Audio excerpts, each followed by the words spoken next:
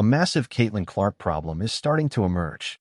Caitlin Clark is known as the best shooter in WNBA and is regularly used to feeling comfortable in her shot. But many couldn't help but notice something has just been off about her performance the last two games. It would appear that Clark is currently in a slump. Her shots aren't falling, and she was the first one to acknowledge this after the team's loss to the Las Vegas Aces on Sunday. Despite a poor shooting game, Clark still managed to record a double-double, finishing with 19 points and 10 rebounds against the Aces. What really raised eyebrows was her having only connected on one of just 10 three-point attempts.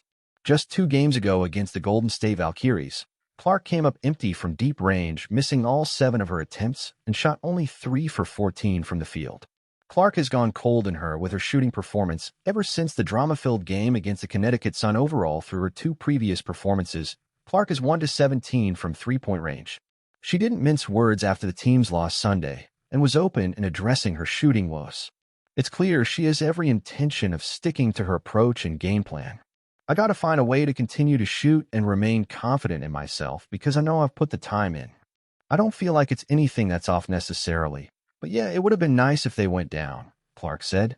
The Fever are 0-2 on their West Coast trip, all during Clark's slump.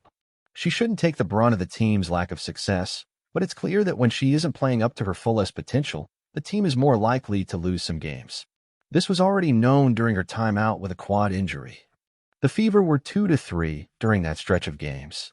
What about Caitlin Clark's shooting is less effective? One thing that stands out about Clark's shooting mechanics is she is lethal when shooting from her left side. However, when she shoots from the right side of the basket, her field goal percentage is down by more than half. When Clark shoots, both of her feet are pointed to the left, making it seemingly easier for her when she quickly changes direction on a defender and posts the ball, driving to her left side. She struggles significantly more when shooting from her right because it forces her to completely change her mechanics based on her body's comfortable position.